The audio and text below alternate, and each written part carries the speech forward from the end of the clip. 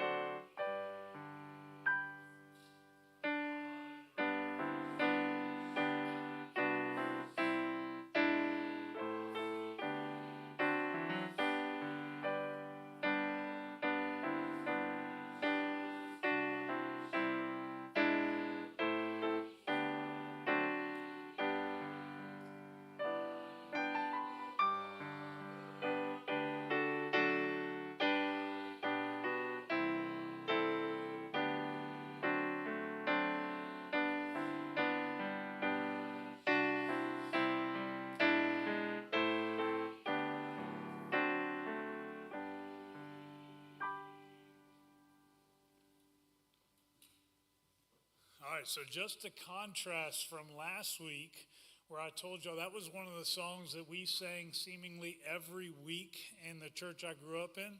The one tonight, I don't know if I've ever heard that song in my life, but it's a beautiful hymn. Thank you for leading us in that, Brother Raymond and Miss Becky. As we get started tonight, we do want to take some time for prayer requests. Are there any specific requests you would like to mention this evening? All right, we got an unspoken from Miss Cora. I'll also mention we had Billy Faye Harvey is in the hospital, and she's been dealing with some fluid buildup, but at the age of 98, it's a concern. She was in good spirits and eager to go home. So.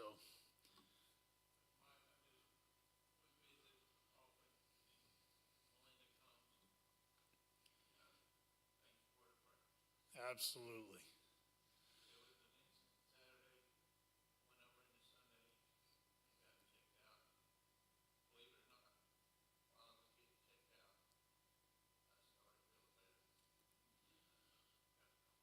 That's the way it normally works. When you're getting checked out, it's like taking your car to the mechanic and all of a sudden it starts working right. So that's good.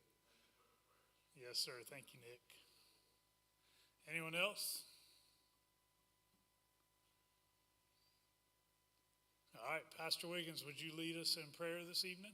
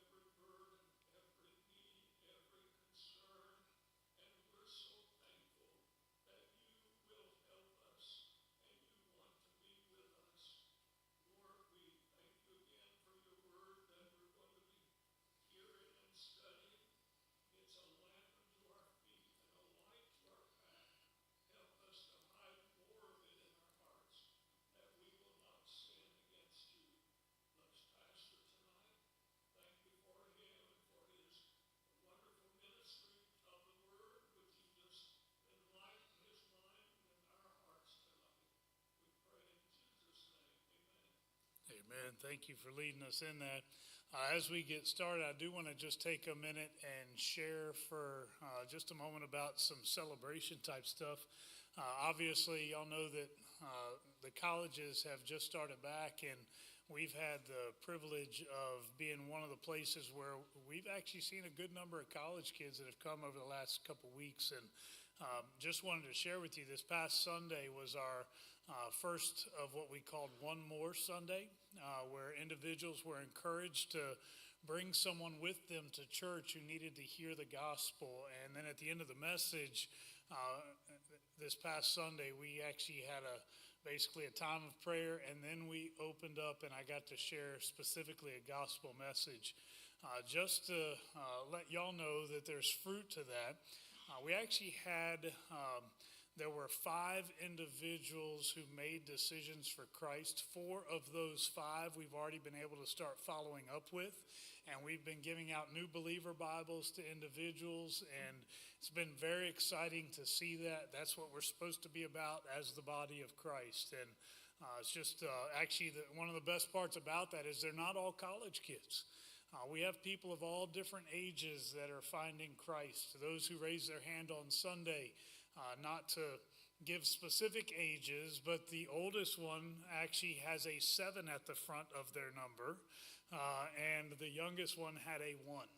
So that'll tell you that there's a wide age range in between there, and that's not 1-year-old and 7-year-old, but the point is that they were of various age groups, and it's a great thing.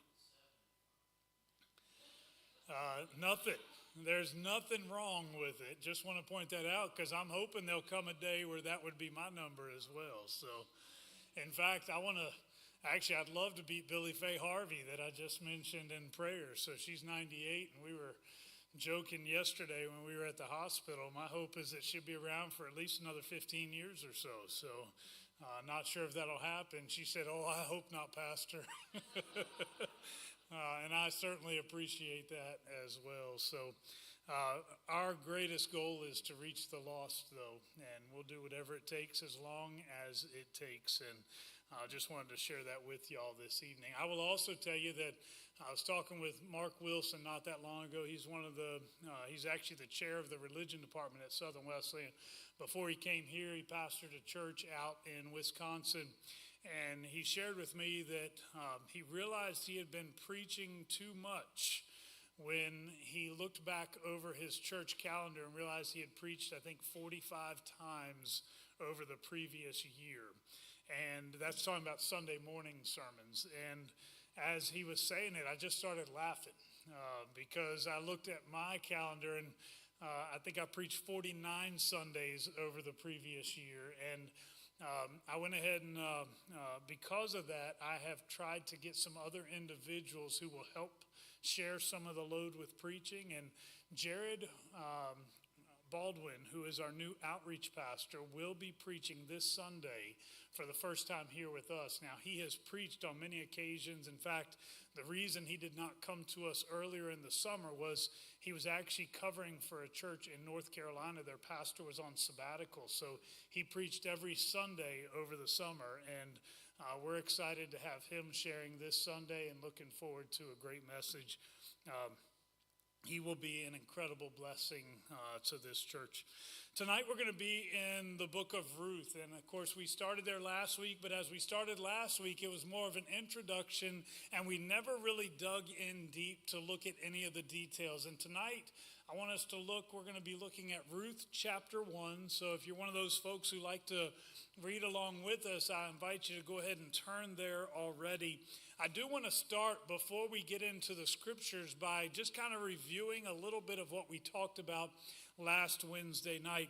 First of all, the theme that I would have for the book of Ruth, even though it specifically fits even with this chapter, is from emptiness to hope. And there is certainly an element of that we'll see here in chapter 1, but you'll see that in each chapter in this series.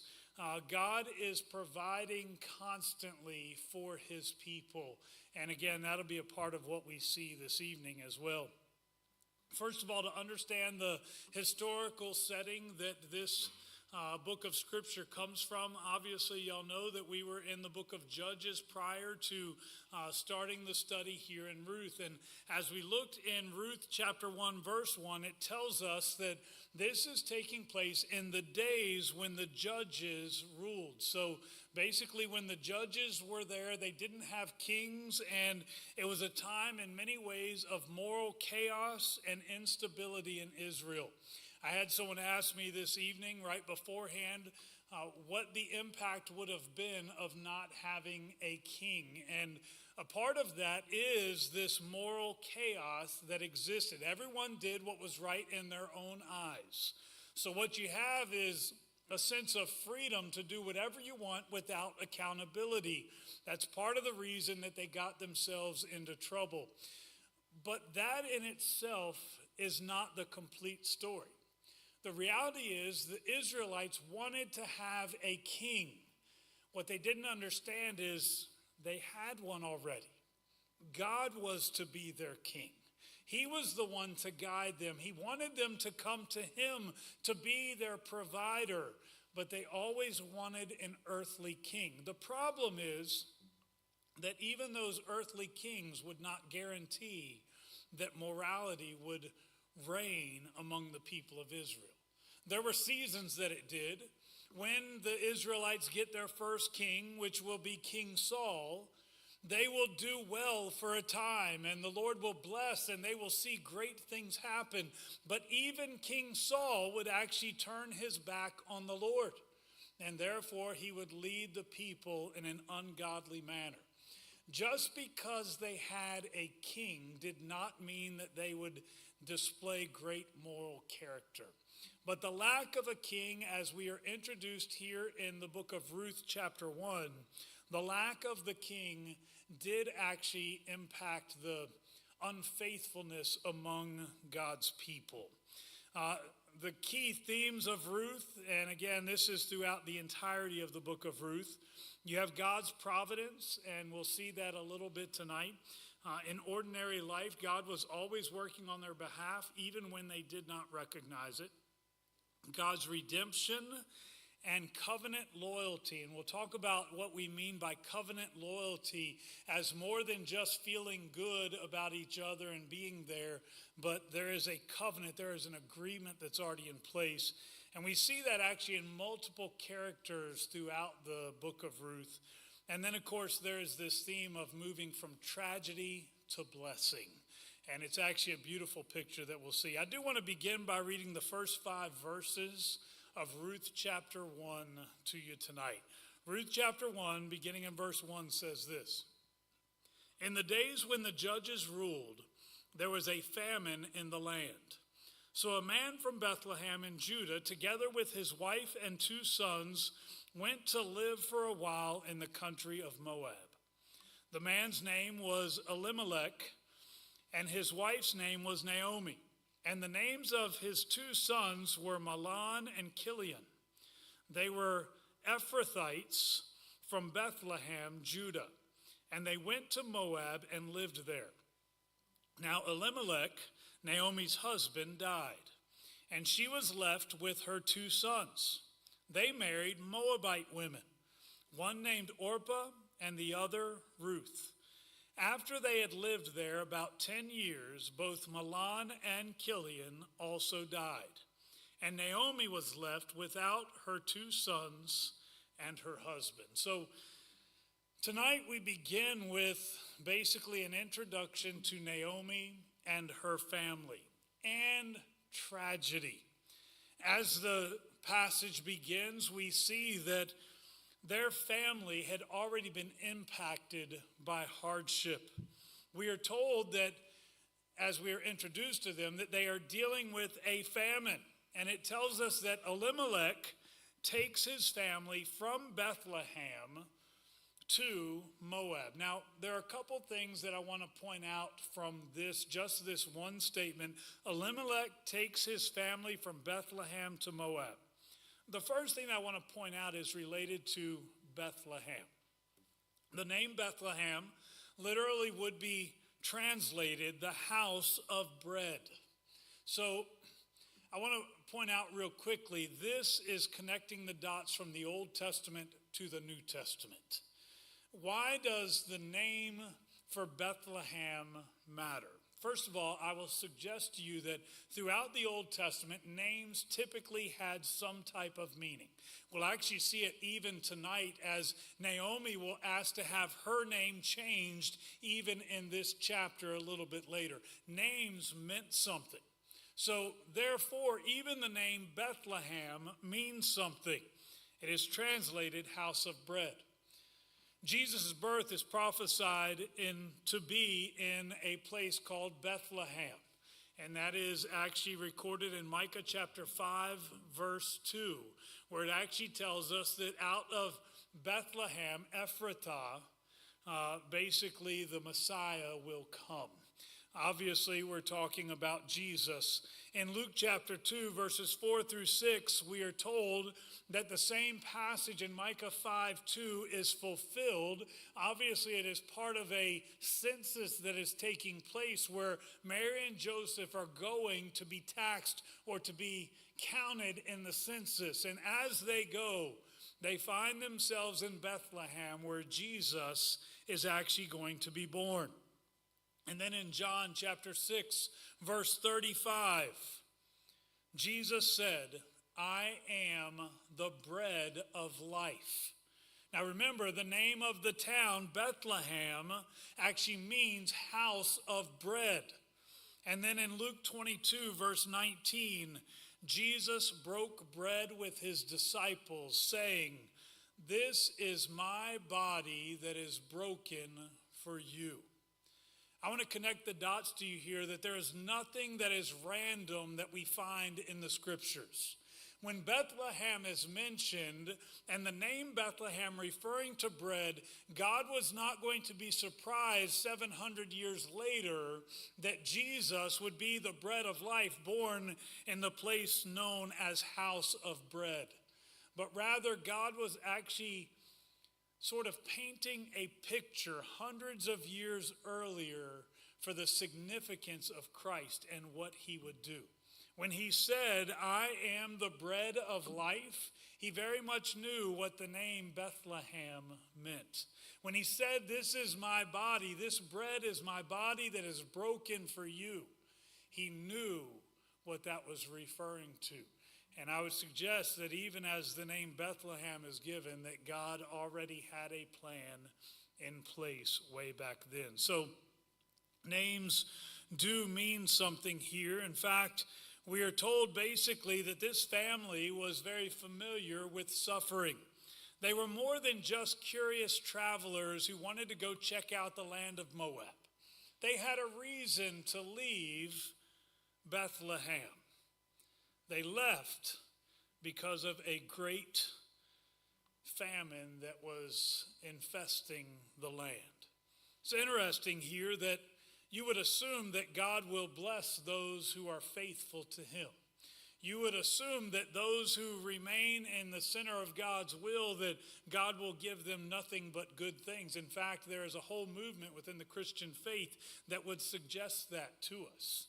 That being said, remember, names mean something. The name Elimelech would literally be translated, "My God is king." So let's go back to the idea here of judges and kings. Why did we not have kings and we had judges instead? It's because God wanted to be their king. And the name Elimelech literally means, "My God is king."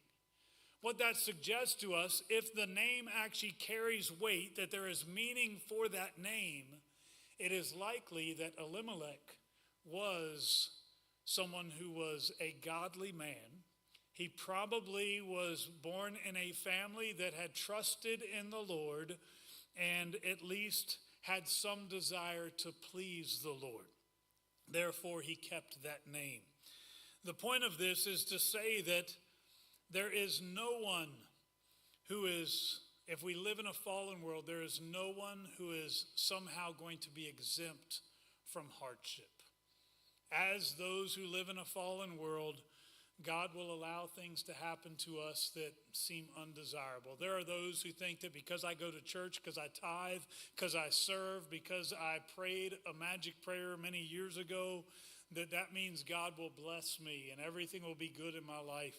That is simply not real. The reality is, if that's the case, Paul got cheated. Paul would suffer over and over again, yet Paul was faithful to the Lord. The same would be true of all of the disciples. All but one of them will actually be killed for their faith. That seems unfair. These are people who left everything to follow God. Therefore, they should get good things, right? We live in a fallen world, and therefore we will have to deal with hardship. This family, Elimelech and his wife and their sons, they, at the very beginning of this passage, they know hardship. They're dealing with famine, and they're having to basically hit the reset button. They're going to start over somewhere because there was hardship in the place where they were to begin with. So these individuals travel, and as they travel, they find themselves in the land of Moab. We talked about Moab last time. The man Moab was actually the son of Lot, and therefore that would make him a relative of the people of Israel. But that being said, they become enemies at times of the people of Israel as well. As they go to the land of Moab, they are sojourners, they are travelers. But somewhere along the line, things change. It becomes permanent. Actually, according to what we read already, the sons marry Moabite women, Orpah and Ruth. They are establishing their roots. This is becoming their new home. And we're told that even after Elimelech dies, that they will remain there, and for 10 years, they will basically be married to these women from Moab. it doesn't sound like they're planning on going back anywhere else. I will tell you that as I was processing this week, I was thinking about the role of pastoral ministry. So often we live in a place and we feel like we're only there for a time, but at some point you begin to dig in roots where you're at. In my case, I've had 2 children that have already graduated from Daniel High School, and I've got another one who attends there now. For me to leave now would be crazy because this is my new home. This is where I live. And at this point now, my mom's even moved here. So the idea of me moving away, she would be really upset. The point is, at some point, the new place where you have traveled begins to become home to you. And that's what's taken place here for Elimelech and his family. They marry these Moabite women, and it's almost as if they have it's one of 2 things that have taken place. Either Elimelech and his family will embrace the beliefs and practices of the Moabites, or these Moabite women will actually embrace the beliefs and practices of the Israelite family that has come. Well, tragedy will strike, and according to our passage, Elimelech will die, and then later Mahlon and Chilion also die. I will say that we don't have a ton of information as to how they died. It just says that they died. It almost gives the impression that they died together, maybe at the same time, but it really doesn't give that information. But what ends up happening is Naomi would be left without her husband and without her 2 sons, seemingly empty in a culture where men mattered. Women were almost secondary figures most of the time.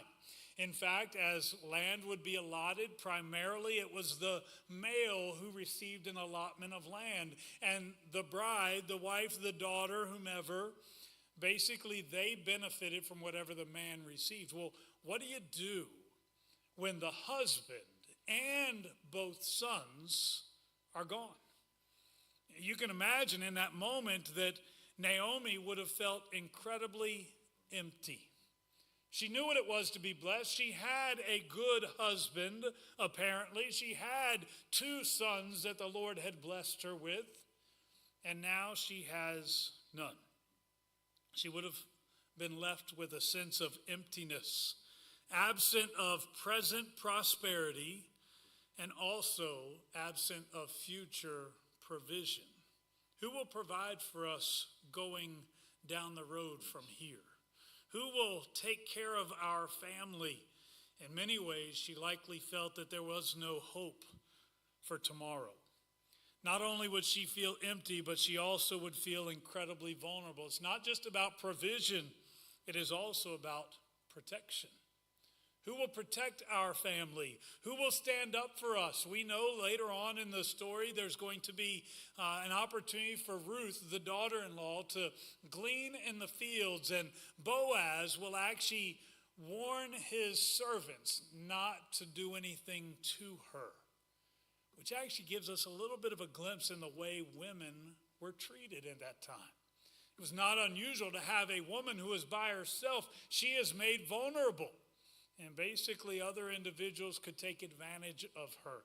That was the culture in which they lived. And a part of that goes back to the fact that they had no king, so everyone did what was right in their own eyes.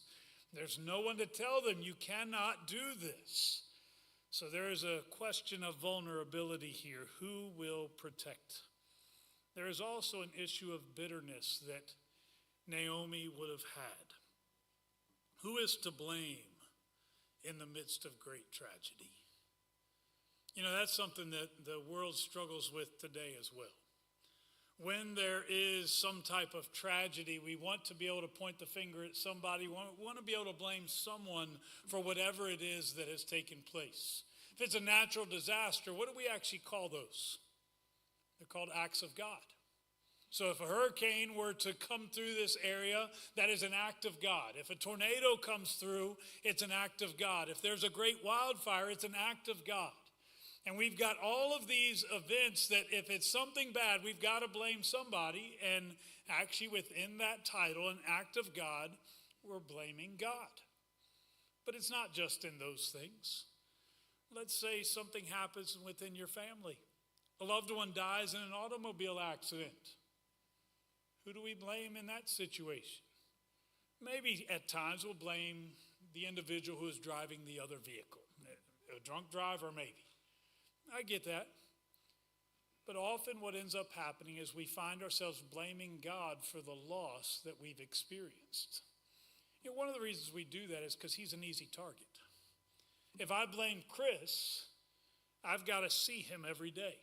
And I've got to be able to talk to him. Chris might actually argue with me. I didn't do it. I'm not the one responsible. But if I blame God, he is often so gracious. And he will simply allow us to blame him because he's got broad shoulders and he can handle it. What happens in this case is she is likely dealing significantly with this issue of bitterness. That's on her part. There's another part of it, and we'll look at that in just a minute. I have discussion questions that I built into your notes tonight, and the question I have for you tonight for this one is, what does this passage teach us about how God's people sometimes respond to hardship?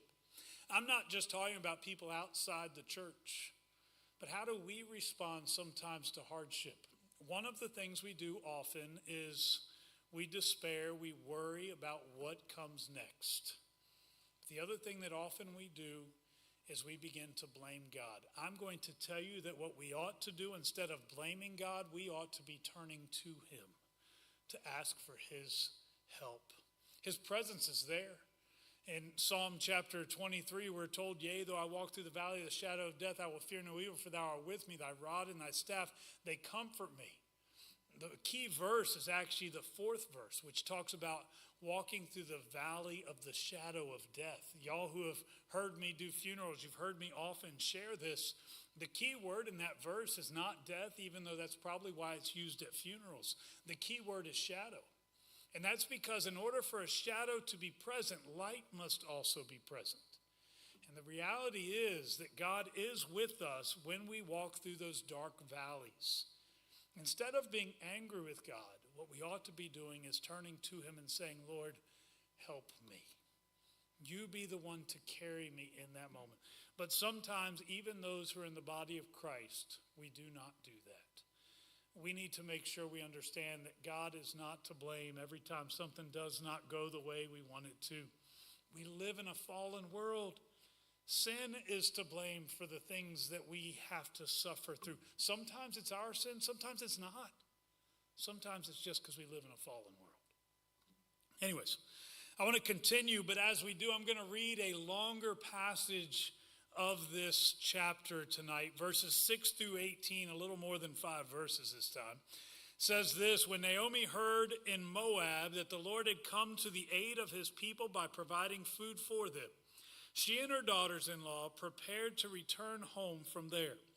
With her 2 daughters-in-law, she left the place where she had been living and set out on the road that would take them back to the land of Judah.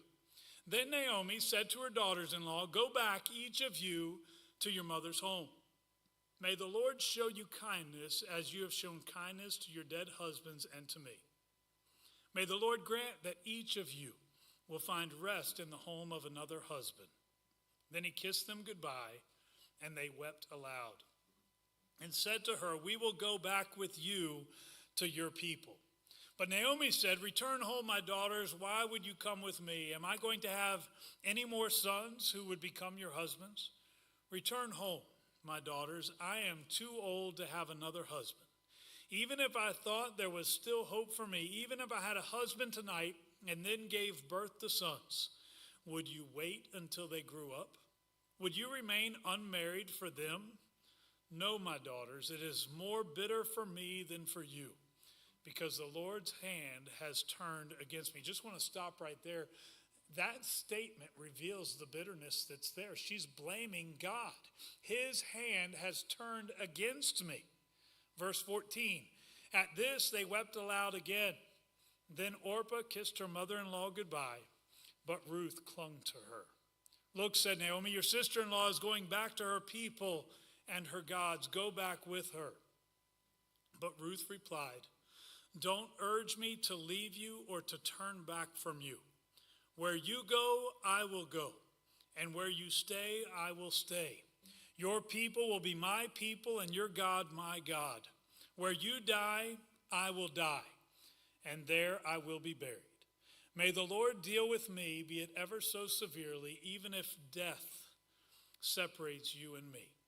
When Naomi realized that Ruth was determined to go with her, she stopped urging her. Now, as I look at that passage, there are at least 3 or 4 things that I think are worthy of us looking at here. First of all, in verse 6, we see that there is a word of hope. They're still in the land of Moab, but Naomi hears that the Lord has visited his people with food. Basically, they left the land of Bethlehem because there was nothing. There was a famine, but the Lord has blessed. The Lord has provided. So even in Moab, the Lord is already providing hope to Naomi. Now, it may not be easy to see the hope sometimes because you're blinded by the bitterness. But what happens here is even in the midst of bitterness, there is a hope that wins out. She could have just stayed where she was. You think about it. I've already lost my husband. I've already lost both of my sons. Now I've got 2 young ladies that are with me, but I'm also responsible for them. She could have just reached the point where she said, you know what? What's the use? I'm just going to stay here and die. But she's heard that the Lord has shown up and the Lord has provided. And even though she set up roots here in Moab, the opportunity is there. Let's go. Hope actually overcomes the bitterness that existed in that moment. I will tell you that I've dealt with many families who have experienced incredible bitterness and pain. And sometimes that bitterness can linger for a very long time. But then hope reappears. And when that happens, even in the midst of our bitterness, joy can be restored.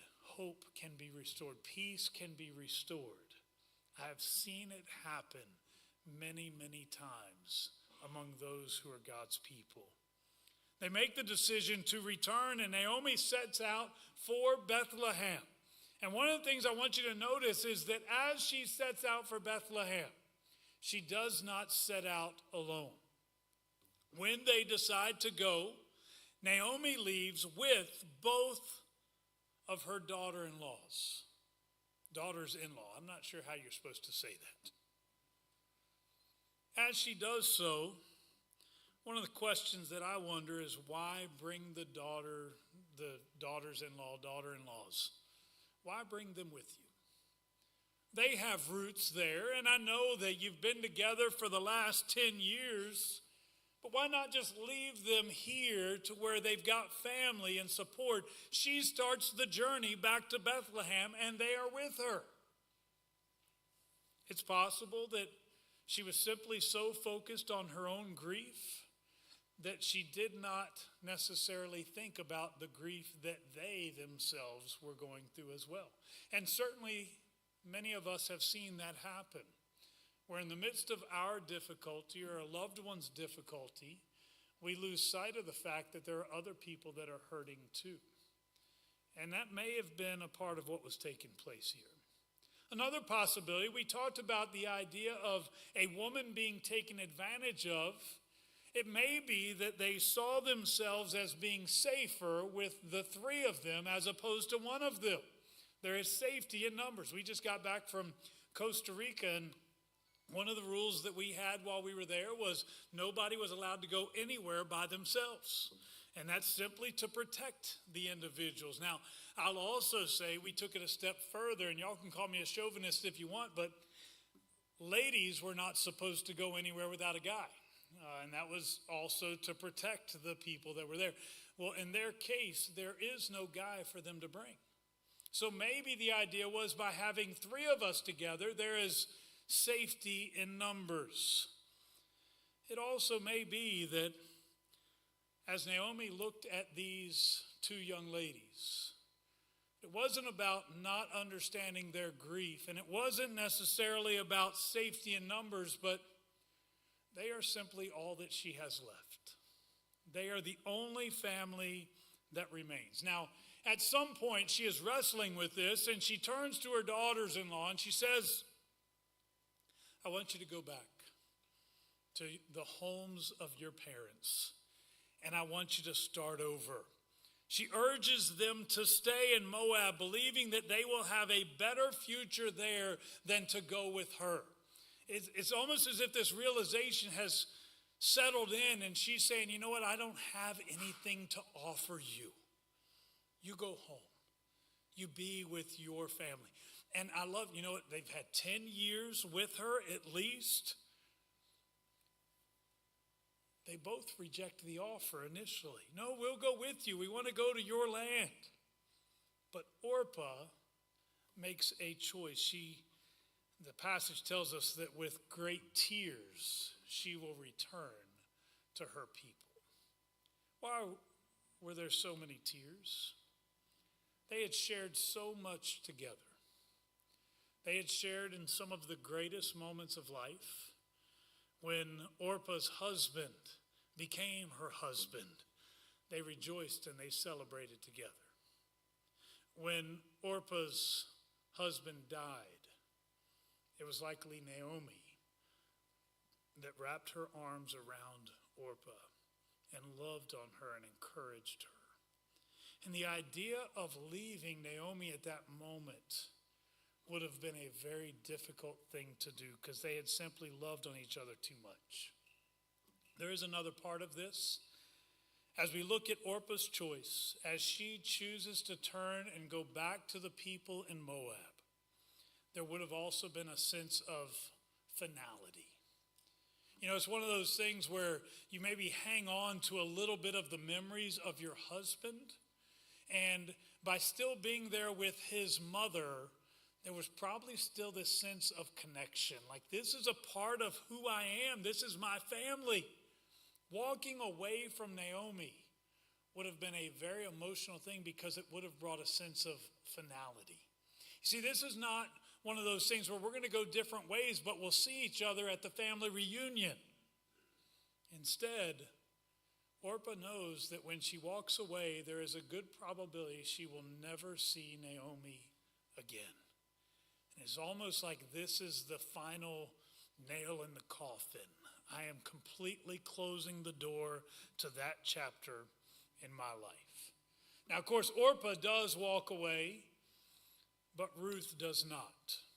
In verses 16 and 17, we see the famous commitment that Ruth makes. In it, she demonstrates loyalty, first of all, to Naomi. When she says, where you go, I will go. In other words, I am attached to you at the hip. No matter what happens, I am not leaving you. But she also demonstrates a loyalty to God.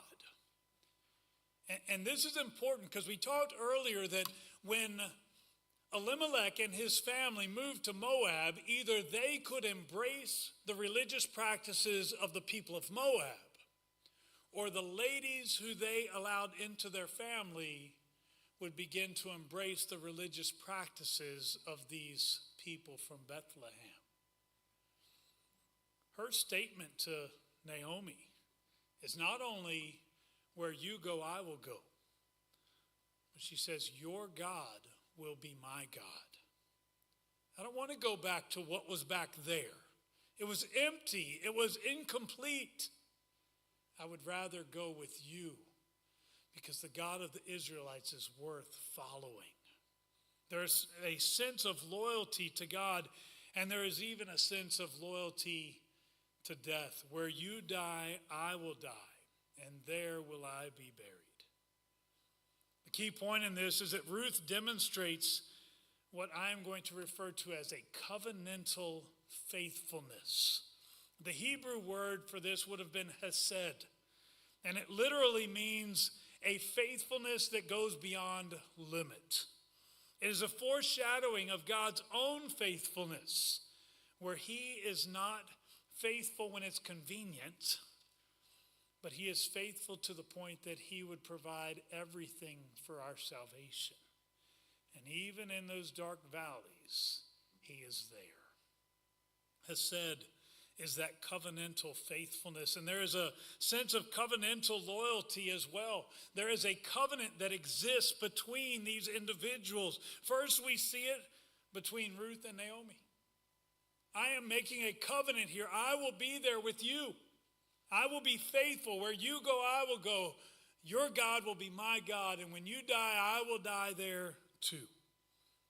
She's basically making a covenant. I'm not going anywhere. A little bit later, we'll actually see that with Boaz, even to Ruth, as he will welcome her in to his family.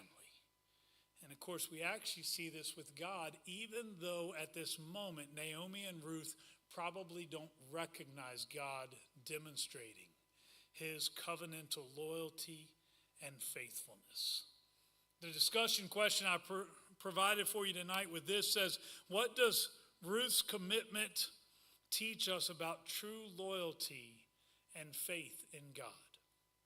Let me suggest to you tonight that it is easy to declare our loyalty to God when everything is going great.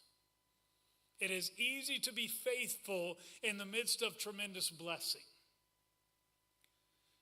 But God calls us to be faithful beyond it. That's what God desires for his people. Let me read the last few verses to you there, verses 19 to 22. It says, so the two women, talking about Ruth and Naomi, went on until they came to Bethlehem. When they arrived in Bethlehem, the whole town was stirred because of them. And the women exclaimed, can this be Naomi? Don't call me Naomi, she told them. Call me Mara, because the Almighty has made my life very bitter. I went away full, but the Lord has brought me back empty. Why call me Naomi? The Lord has afflicted me. The Almighty has brought misfortune upon me. So Naomi returned from Moab, accompanied by Ruth the Moabite, her daughter-in-law, arriving in Bethlehem as the barley harvest was beginning. Now, first thing I want you to see here is Naomi's bitterness and God's hidden work. God was actually doing something here in that moment. First of all, they returned to Bethlehem, and as they returned, it told us that the town is stirred. And the women are asking, is this Naomi? It actually speaks a little bit to her former notoriety. They've been gone for at least 10 years. Yet when she walks into town, people are beginning to talk. Is that Naomi? We haven't seen her in so long. I thought she left with Elimelech. I thought that they had kids. And can that really be Naomi? She may have been very notorious for good reasons. It may have been for bad reasons. Maybe they were a little bit offended that she left when she did, that her family decided to go to Moab instead of staying here in Bethlehem. And here they've come back. It was good or bad, we really don't know. We just know that it caused quite a stir when they showed up back in Bethlehem. When they asked the question, is this Naomi? She asked not to be called Naomi anymore. Instead, she picks another name. Remember, names mean something. And she chooses the name Mara, which literally would have been translated bitter. Although she may be somewhat bitter toward God, this is likely more about God's perceived bitterness toward her. Remember, earlier I stopped in the middle of the reading because she's talking about God's hand being against her. And she likely perceived that apparently I've done something wrong that would cause God to be bitter toward me. That was a part of the Jewish culture, that if bad things happen, you must have done something wrong. Remember when Jesus and his disciples are walking along and there's a man who is basically begging. He is handicapped, he is disabled, and the disciples asked Jesus, who was it that sinned, this man or his parents, that he should be, actually he had been born blind. And their question was in line with Jewish culture, that if an individual had some type of loss or tragedy, it must be the result of some type of personal sin. There is a great chance here that Naomi viewed herself in that manner. What have I done that has caused the Lord's hand to be so bitter toward me? And here she wants a name that reflects that. She believes that the Lord has dealt bitterly with her, and it is likely by her own doing. Yet there is a hidden hope within what is taking place here. So we've got this feeling of bitterness that is taking place in verses 19, 20, and 21, and clearly she doesn't want to be identified in the same way. But remember, she has experienced nothing but hardships seemingly over the last several years. She went from famine to the loss of her husband to the loss of both of her sons, and she questioned whether there was any hope, but it tells us in verse 22 that they return at the beginning of barley harvest. There is a hint of God's provision to come within that statement. They show up at just the right time. And there is all of a sudden, even though it may be faint, there is just a little bit of hope within that statement. God has put them in a place where he can provide for their needs, and he can at least begin the ball rolling in a much more positive light than where it's been for a long time. The discussion question that I pose to you here says, how can we trust God when life feels bitter and empty, as Naomi did? Now, you may have all kinds of answers for that. I'm going to give you my answer for this. We need to get to the point that we do not necessarily focus on the brokenness that we have experienced, but instead to fix our eyes on Jesus, the author and perfecter of our faith, who in the midst of all of the tragedy and the hardship and difficulty that we face, he has been the faithful one, the Hesed. He's the one whose faithfulness has never shifted. And he's promised us, I will never leave you nor forsake you. In those moments, will we experience brokenness? Yes. But we must keep our eyes fixed on him in those moments. Some of you tonight have already experienced that. Some of you may be experiencing it right now. Some of you may be experiencing it sometime down the road.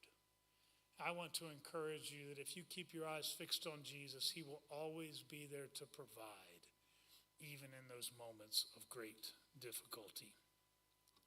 There are all kinds of other things that are in here. I don't know if I want to go too deeply into the application point because I've already asked you several questions along the way.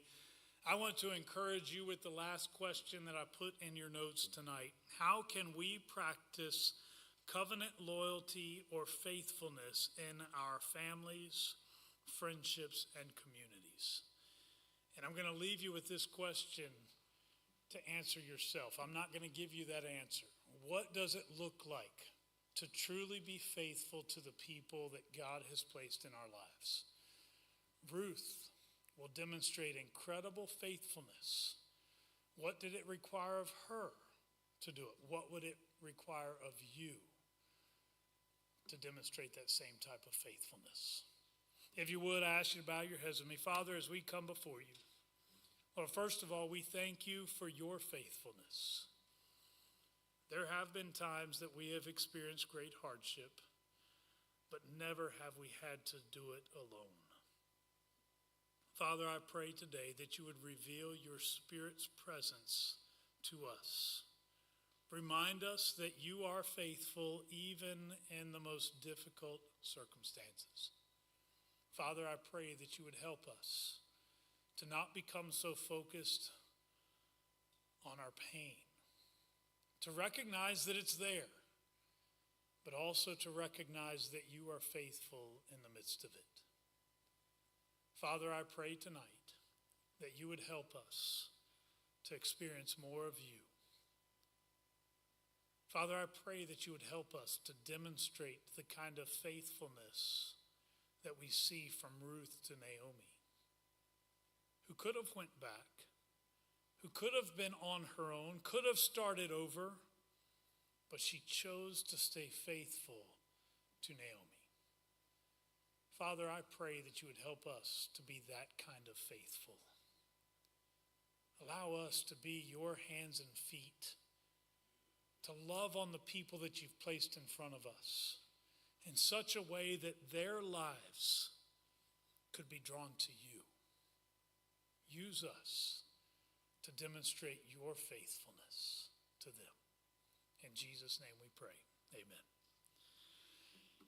There are other questions there. I encourage you, go back and look at them as well. But we're going to continue with this as we work through the next about a month. There's a total of 4 chapters here in the book of Ruth.